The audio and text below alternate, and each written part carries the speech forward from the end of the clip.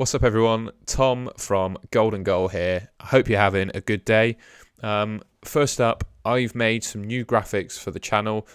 Worked really hard on this. I've got a new thumbnail set up as well. So if you like what you see, please leave a like rating and subscribe to the Golden Goal channel because I've got plenty more FPL content coming up in the coming weeks up until the World Cup. In today's video, I'm going to quickly take you through a list of players I think you should buy in Game Week 13 onwards in every position. So I've got some goalkeepers, some defenders, some midfielders and some strikers. I'm hoping this will help you with your transfers decisions this week, or if you're on a wild card, help you pick some of those players on your wild card. By the way, if you're on a wildcard in Game Week 13, I am very jealous of you because it looks like that's the optimum time to play your wildcard. So fair play if you've held on. And for the rest of you, like me, let's just hope we can hold on to those guys wildcarding this week. Okay, let's get right into it. So first up, I've got Bukayo Saka. Now, looking at his run till the World Cup, it's absolutely excellent. He's got Southampton, Forest, Chelsea and Wolves. Obviously, the outstanding, difficult fixture, difficult in inverted commas on that list is Chelsea. But I've watched Chelsea in their last two games, and I've got to be honest, Kepa has absolutely saved them in both of them. He's been playing out of his skin. And I do think that Arsenal can score in that game as well. And then looking at the rest of those fixtures, I mean, Southampton, Forest and Wolves, you'd expect Arsenal to do quite well in those games. Saka's on penalties, he's a guaranteed starter, and he's the second highest scoring midfielder in the game. I think he's only 1 point behind Phil Foden at the moment. That's a bit of a comparison that I've done on my previous video, so check that out if you'd like. But for Game Week 13, Saka has a 30% chance of scoring, and that is actually higher than Phil Foden. And for that reason, Trossard to Saka is going to be my transfer in Game Week 13 rather than Foden. And then I'm going to look to bring Foden in Game Week 14. But yeah, for 1 week alone, Saka has a higher goal scoring percentage than Foden. And I think Foden's probably the better option for the long run. Conveniently, up next is Phil Foden. Here we are here. He's the highest scoring midfielder in FPL at the moment, so I don't think he needs much more introduction from that. He's got a 24% chance of scoring in Game Week 13, which is only slightly less than Saka, but still right up there amongst the best in the game. He's got an absolutely amazing fixture run. I think City probably has the best fixtures up until the World Cup now. One thing to note about Foden is I've noticed he is slightly outperforming his expected goals. Up to you how much you read into expected goal stats. I don't treat them as a Bible, but I certainly do refer to them. And that suggests to me that over the next four, he might peter off a little bit in terms of goals. But based on his performances, I don't see him petering off too much. And for that reason, I think Foden is absolutely a player that you should consider buying. Next up, from the goalkeepers, I've got Aaron Ramsdale. He, like I said with Saka, I think Arsenal have a great fixture run. Again, Chelsea picking out is the difficult fixture there. Chelsea, I must say, haven't looked too clever going forward. So you could even expect Arsenal to keep a clean sheet in that game. And then against Southampton, Forest and Wolves, I foresee 2 or 3 clean sheets there again. So I think that is a great defensive fixture run for Ramsdale. He's also only owned by 10% of the game. 4.9 million, as I said, is excellent value. I think the only real downside is that he takes up an Arsenal slot. I think quite a lot of people will be looking to pick 3 outfield Arsenal players. But if you're not and you need a new goalkeeper, I think Aaron Ramsdale is definitely in with a shout for that position. My next player is Kepa. He's averaging at the moment 4 saves per game, and I think he's absolutely exceptional value at 4.5 million. He has gone up this week. He was 4.4 as of yesterday, which was Wednesday. He's got some decent fixtures, and he's made a 94% of hit save percentage so far since he started getting in the Chelsea team. Looking at those fixtures, he's got United, Brighton, Arsenal and Newcastle. They're not the best fixtures, but I also wouldn't say they were terrible. I think based on the fact that he's averaging 4 saves per game, if he keeps 1 or 2 clean sheets in those games, but consistently makes those saves bonuses, I think he's worth having. And just the fact that Chelsea, whilst they haven't looked amazing, they've still kept a couple of clean sheets in a row. So for that reason, I think Kepa is in with a shout of being your transfer this week. Next up, I've got Marcus Rashford. Looking at those fixtures, I think they're pretty good for Man United. Again, I mentioned that Chelsea game, but I do think Chelsea, they're a bit hit and miss. They haven't looked amazing in their last couple of games. They've somehow managed to keep clean sheets, but I wouldn't rule out Man United scoring. Rashford's got a really good fixture run, like I said.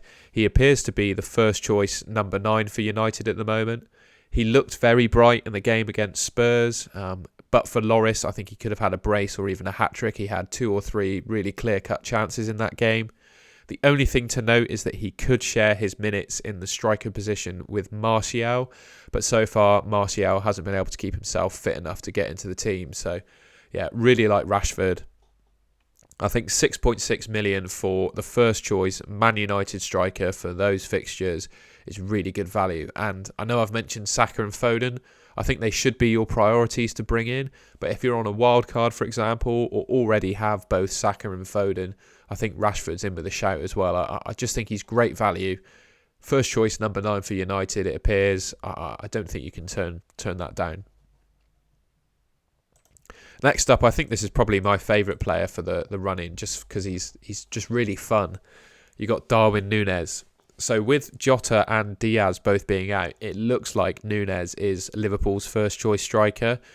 Scored a goal against West Ham, and his stats per 90 are absolutely exceptional. So he's got 0.9 expected goals per 90, 0.37 expected assists. So that means his expected returns per 90 is 1.26, which I think is one of the best in the league.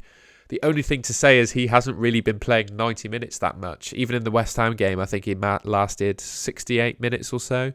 But just the fact that Jota and Diaz are out and Nunez is looking really good, I do think he's likely to start each of those 4 games. And looking at the quality of those fixtures, I mean, Forest, Leeds, Tottenham and Southampton, I think those are really, really good fixtures and ones that you should expect Nunez to get some returns in. And yeah, with those underlying stats, I think he's got a really good chance of doing well. Another Liverpool player next up, I've got Joe Gomez. This one I think is probably, if you're in the position where you need to bring in Saka or Foden with a free transfer, this is probably a bit of a luxury. But if you're on your wild card and are looking for a cheap defender, I think Joe Gomez is definitely worth a shout. Konate and Matip look to be injured. And I think even when they come back, the fact that Liverpool have kept 2 clean sheets in 2 with Gomez and Van Dijk at the back, I think that gives Klopp some incentive to keep playing Joe Gomez. Like I said, 4.5 million for a Liverpool defender is absolutely exceptional value. And I think those are 4 really good defensive fixtures. Having watched Spurs last night against Man United, they didn't look all that good. And obviously Spurs is the outstanding, difficult fixture there.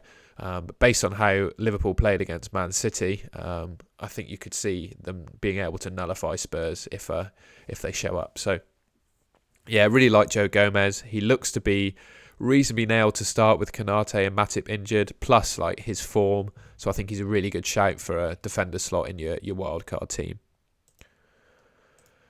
Next up, a couple more left. Got Ivan Toney. He's currently ranked 5th best in the league for expected goals. He's only 7.4 million, so I think that's really good value for the 5th most prolific player in the league. He's got a really decent fixture run. Certainly 13, 14 and 15 are really good. And then maybe you could look to get rid of him in 16 or bench him for someone when he plays Man City. I put there he's safe as houses. Toney plays 90 minutes every game. He's on penalties. He doesn't really have any competition for his position. And I actually think he's literally one of the best penalty takers in the world. So when he does get his penalties, unlike Bowen against Liverpool, who I've been scarred by from that game, but he looks to be scoring every penalty that he takes. And I think one key point for Toney is that he is really playing for a place on the plane to Qatar. Obviously, he got onto the England squad in the last international call-up, and I think he's got a good chance of getting into the World Cup team, but he has to keep playing well. And with Villa, Wolves and Forest as his next 3, I think what better teams to play to secure your place on the plane. So I think Ivan Toney is definitely in with a shout of being in your team for Game Week 13 onwards.